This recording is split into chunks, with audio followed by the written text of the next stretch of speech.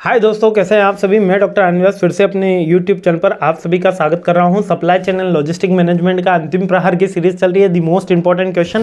5th question पे मैं पहुंच गया हूं और यहां तक आप सभी पहुंच गए हैं, तो इसलिए आप सभी को धन्यवाद, क्योंकि आप यहां तक आए तो इसका मतलब आप सभी बहुत मेहनत कर रहे हैं। आपका ये पेपर बहुत अच्छा जाने वाला है, क्योंकि एक्चुअल में सिंपल पेपर भी है और आप मेरे को पूरा यहाँ तक सुन रहे हैं, तो इसका मतलब कि इंपॉर्टेंट क्वेश्चन पे आपका ज़्यादा अच्छे से फोकस है। लेकिन फिर से वही बात, डिटेल वीडियो देख लेना है दोस्तों, तो अच्छे से अपना पेपर चला जाएगा।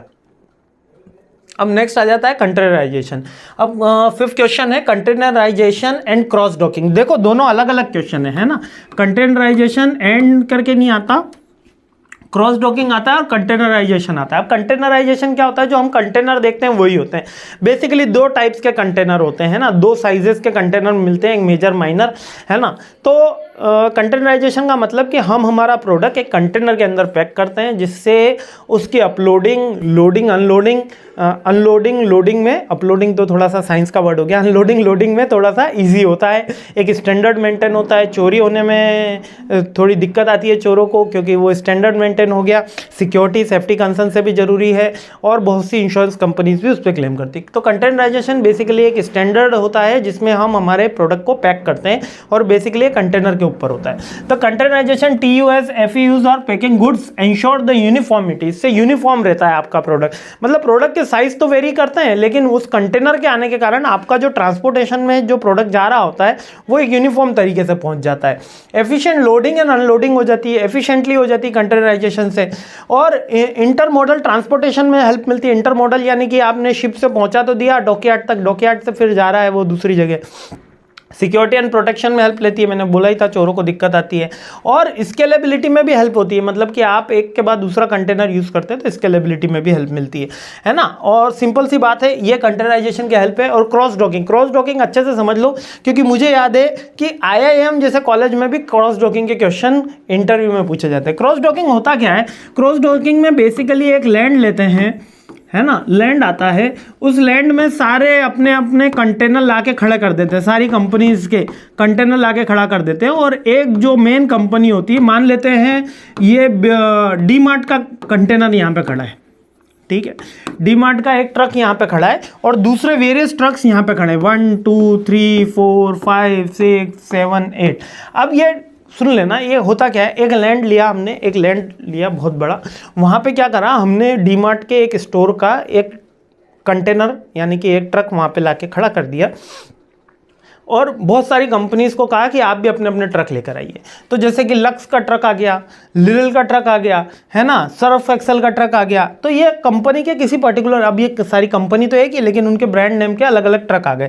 एक शक्कर का आ गया। तो इसी तरीके से 20-25 ट्रक आएंगे, और DMart वाला बोलेगा कि ये मेरी ऑर्डर्स हैं, मतलब वो ऑर्डर्स दे देगा कि 500 यूनिट इसके चाहिए, 400 इसके चाहिए, 300 इसके चाहिए, 200 इनके चाहिए। होगा क्या कि इस ट्रक में से सारा का सारा माल इसमें लोड हो जाएगा, और जैसे ही ये माल इसमें लोड हो जाता है, ये ट्रक इसके गंतव्य पे यानी इसकी प्लेस पे रवाना हो जाएगा। अब इससे होता क्या है, एंड ऑफ द डे जब ये सारे का सारा काम हो जाता है, डॉक पे काम हो जाता है, ये वाला माल यहाँ से चला गया, और ये जितने भी ट्रक है वो खाली हो जाते हैं। अगर नहीं होते हैं तो वापस से अपनी फैक्ट्री में चले जाते हैं। तो यहाँ पर स्टोरेज जो होता है, वो जो गुड्स का स्टोरेज जो होता है वो काफ़ी रिड्यूस हो जाता है, जिससे हमको बहुत बड़े वेयर हाउस नहीं खोलने होते। वेयर हाउस नहीं खोलोगे तो उसकी बिल्डिंग नहीं बनानी पड़ेगी, वो बिल्डिंग का इंश्योरेंस नहीं कराना पड़ेगा, गेट कीपर की सैलरी नहीं लगेगी, उसका मेंटेनेंस नहीं लगेगा, क्योंकि वहाँ पर केवल लैंड ही है। एक टीन शेड के अंदर आपने पूरा का पूरा काम कर लिया और सारा का सारा क्रॉस डॉकिंग का काम हो गया।